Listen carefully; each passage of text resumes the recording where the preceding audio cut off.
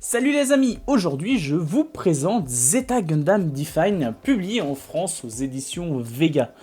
On va partir ensemble explorer le contexte de l'univers, la particularité de cette version Define, ses personnages, ses thèmes, son dessin et ce que l'édition française apporte.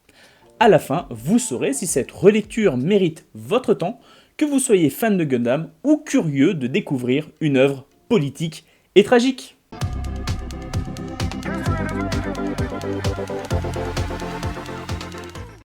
Comme d'habitude, n'oubliez pas de mettre un petit pouce bleu si vous avez aimé cette vidéo, de vous abonner pour ne rien manquer des prochains épisodes et de laisser un commentaire pour partager vos avis et suggestions. Allez, on commence.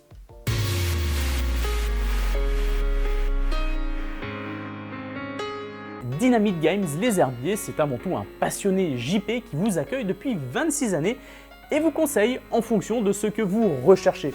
Que ce soit de la maquette, des figurines, des jeux vidéo anciens ou récents, vous trouverez avec certitude votre bonheur. En plus, aujourd'hui avec le code promo Goodies, des petites surprises seront ajoutées à chaque commande effectuée sur son site, dont le lien se trouve dans la description. Et un grand merci à JP de sa confiance.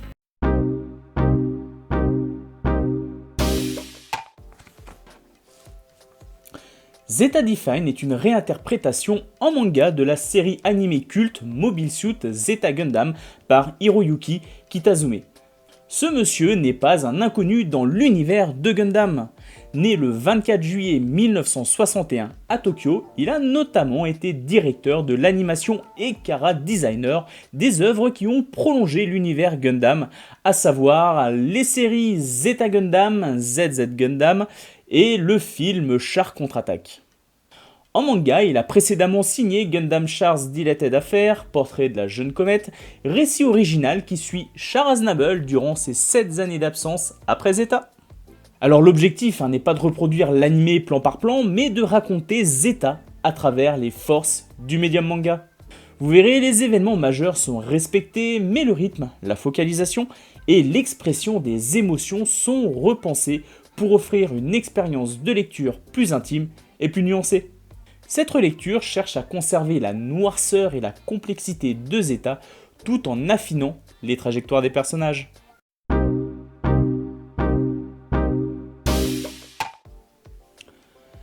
L'histoire se déroule dans l'Universal Sanctuary ou siècle universel après la guerre contre Zéon qui s'est soldée par la victoire de la Fédération où le monde continue de panser les plaies de la guerre d'1 an. La Fédération Terrienne, censée protéger la paix, devient de plus en plus autoritaire. Les Titans, forces spéciales de la Fédération, oppriment les Spacenoids. Face à elle, l'AEG, épaulé par un homme au passé trouble, le mystérieux Quattro Bagina, se lève pour résister à cette dérive. Ce conflit n'oppose pas des camps purement bons ou purement mauvais. Il faut se dire qu'il met en fait aux prises des institutions, des idéaux et des individus qui font des choix difficiles. Zeta est avant tout une tragédie politique où la loyauté et la désillusion coexistent. Define met l'accent sur ces tensions en explorant le regard et les contradictions de ceux qui se trouvent au cœur de la tourmente.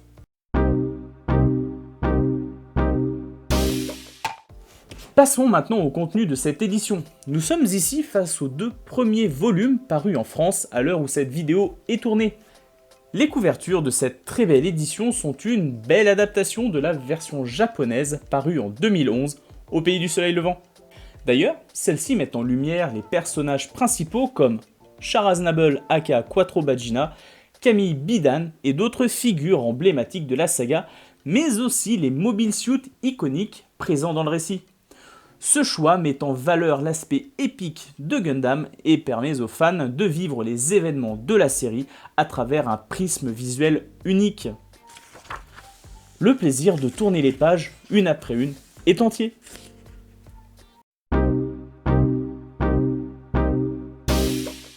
Camille Bidan est au centre du récit de Zeta Gundam Define.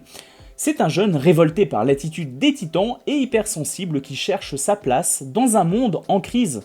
Un peu à l'image d'Amuro, les parents de Camille travaillent sur un Gundam et ce jeune se retrouve par le plus grand des hasards face à ce monstre mécanique pour lesquels il se trouve être un pilote talentueux. Sa colère et sa fragilité cohabitent, et c'est cette tension qui le rend humain et imprévisible. Char Aznable, sous une nouvelle identité qui est Quattro Baggina, incarne l'ambivalence. Il porte un idéal, mais il est hanté par son passé et par les compromis de la guerre.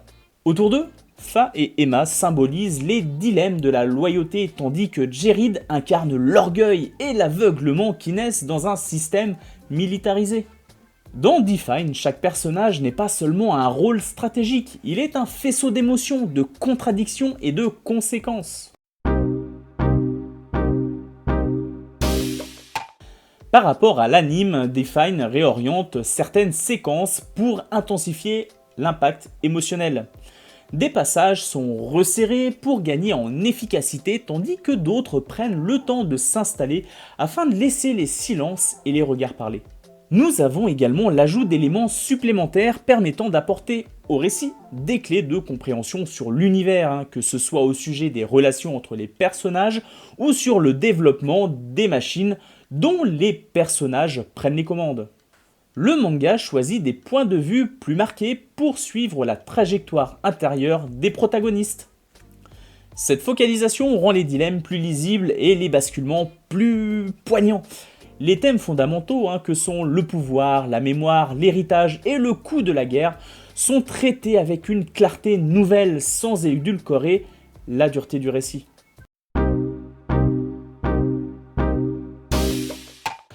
Zeta Gundam Define est une œuvre tragique. Elle interroge la légitimité du pouvoir, la manière dont la guerre déforme la justice et le poids des décisions individuelles.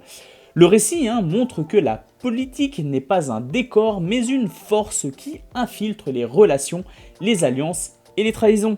La tonalité est sombre, mais elle n'est jamais gratuite. Elle sert à exposer les fissures de personnages qui tentent de rester humains dans un environnement qui les broie.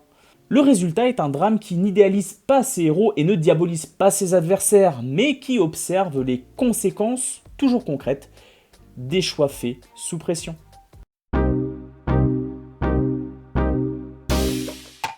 Le design donne la priorité au visage et au regard. Les émotions sont lisibles, les silences ont du poids et la fatigue des personnages se ressent dans leur posture. Les combats de MS sont clairs et structurés. Les compositions évitent la confusion et mettent en valeur l'impact des manœuvres et des tirs. La mise en page alterne, grand panneau pour les chocs et petite case pour les hésitations. Les blancs, les pauses et les changements de rythme sont utilisés pour que chaque bataille ait un avant et un après, et pour que chaque scène intime respire. Sa direction artistique favorise une lecture fluide capable d'accélérer sans perdre la précision et de ralentir sans perdre la tension. Prenons par exemple le passage où Quattro Baggina révèle sa véritable identité à Bright Noah. L'intensité du dialogue, l'émotion, le poids de la scène, tout cela se sent parfaitement. L'édition française propose une impression soignée et une traduction qui équilibre vocabulaire technique et naturel des dialogues. D'ailleurs, pour ceux qui ne l'ont pas remarqué, ce travail de traduction nous est gratifié ici par Jean-Philippe Dubrul, aka Saga, aka celui grâce à qui Gundam a pu atteindre un tel niveau aujourd'hui en France. Oui, ce monsieur a énormément œuvré pour notre licence préférée. On se doit donc de rendre à César ce qui est à César. Bref, merci Jean-Philippe. La lecture se fait dans le sens japonais, ce qui respecte le rythme de l'œuvre. L'objet met en valeur les traits et la densité des scènes. L'ensemble permet au lecteur francophone d'entrer dans Zeta Define avec une expérience fidèle à l'intention originale, accessible sans sacrifier la richesse du texte.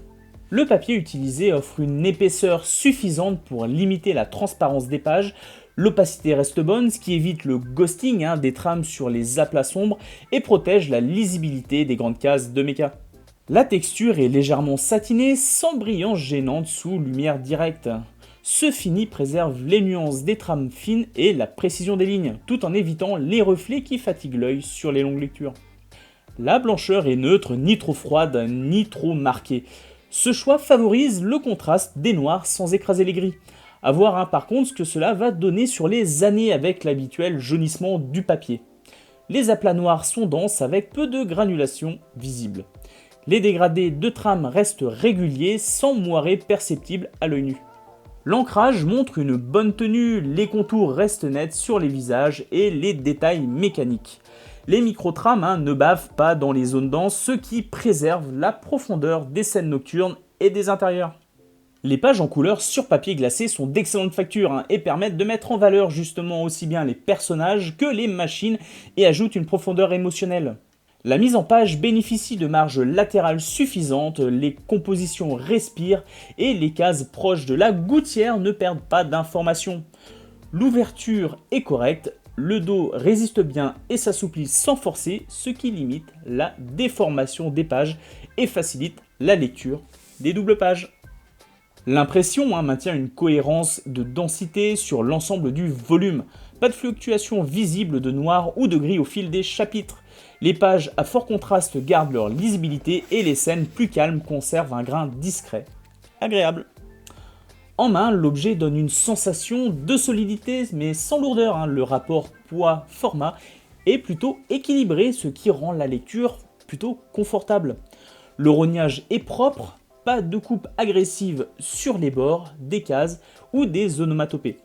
S'il y a bien sinon un petit accroc que j'ai rencontré, il se trouve dans le tome 1 justement, au chapitre ZGDIA, les encarts noirs dédiés aux commentaires de Kiyoshi Tagikawa, mecha designer du manga, sont quasiment illisibles. Heureusement, cela a été corrigé lors du tome 2. D'ailleurs, Vega, pensez-vous qu'il soit possible de réaliser des ex-libris avec les éléments correctement imprimés et de les envoyer au lecteur impacté ? Parce que renvoyer le bouquin pour en avoir un nouveau ne changera rien, il s'agit là clairement d'un problème sur tous les tomes 1. En somme, l'édition met en valeur le trait et les trames de Zeta Define. Le papier et l'encre soutiennent la clarté des combats de mecha et la finesse des expressions, avec une stabilité d'impression qui sert parfaitement la tonalité sombre et nuancée du manga.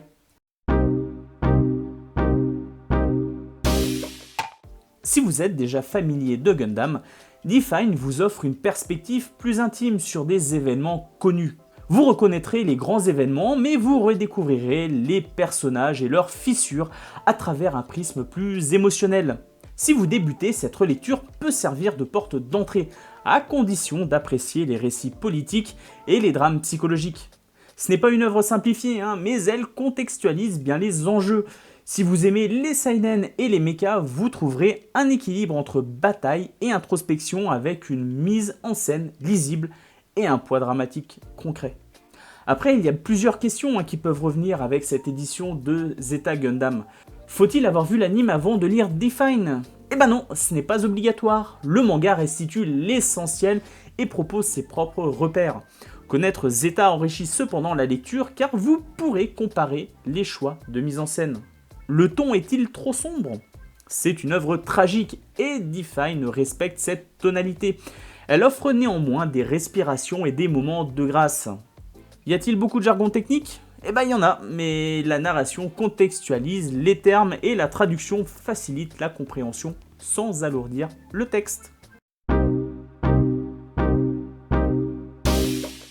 La densité émotionnelle est mieux mise en valeur, les scènes clés gagnent en lisibilité et en impact, la mise en page accompagne subtilement les transitions entre stratégie, action et introspection. L'ambivalence morale est conservée. Les personnages ne sont pas expliqués à outrance, ils sont observés dans leurs actes et leurs non-dits. Cette retenue donne du relief au basculement, au regret et aux prises de conscience. Alors si vous attendez une reproduction exacte de l'anime, certaines ellipses, réordonnancements ou changements de focalisation pourront vous dérouter. Define assume le pacte de la relecture. Il choisit, pour mieux dire, quitte à bousculer des habitudes de fans. Alors attention, ce n'est pas une trahison, c'est une proposition artistique qui privilégie la cohérence interne du manga et la force des images fixes. Zeta Gundam Define parle de pouvoir et de responsabilité dans un monde qui se referme. Il montre comment la guerre façonne les individus et déforme leurs intentions. Lire cette œuvre aujourd'hui, c'est interroger notre rapport aux institutions, à la mémoire et aux idéaux. C'est aussi redécouvrir une saga fondatrice du mecha à travers une sensibilité plus contemporaine. Les éditions Vega rendent cette expérience accessible en français avec le soin nécessaire pour une œuvre exigeante. Si vous cherchez un récit de mecha qui dépasse la seule action, si vous voulez une histoire où les personnages sont aussi travaillés que les batailles, et si vous appréciez les drames politiques où chaque décision a un coût réel, alors Zeta Gundam Define mérite votre attention. C'est une lecture dense, mais généreuse qui laisse des images et des questions après la dernière page. Zeta Gundam Define, c'est Zeta raconté avec l'encre, une tragédie politique portée par des personnages abîmés et des combats qui ont du sens. Si vous l'avez déjà lu, partagez ce qui vous a marqué. Si vous découvrez, dites ce qui vous a surpris ou vous a donné envie de poursuivre. Abonnez-vous si cette exploration vous a plu, on continuera de plonger dans des œuvres qui interrogent autant qu'elles fascinent. Merci en tout cas à vous d'avoir regardé et à très vite. Et encore merci Jean-Philippe pour tout le travail que tu fournis afin de partager cette passion de l'univers Gundam en traduisant cette licence, que ce soit sur les supports papier ou encore vidéo. Et oui, on l'oublie bien trop souvent, mais grâce à lui, nous pouvons parler de cette extraordinaire parution et en parler également plus en détail en commentaire de cette vidéo. Allez, je vous dis à la prochaine pour un nouvel épisode. Salut!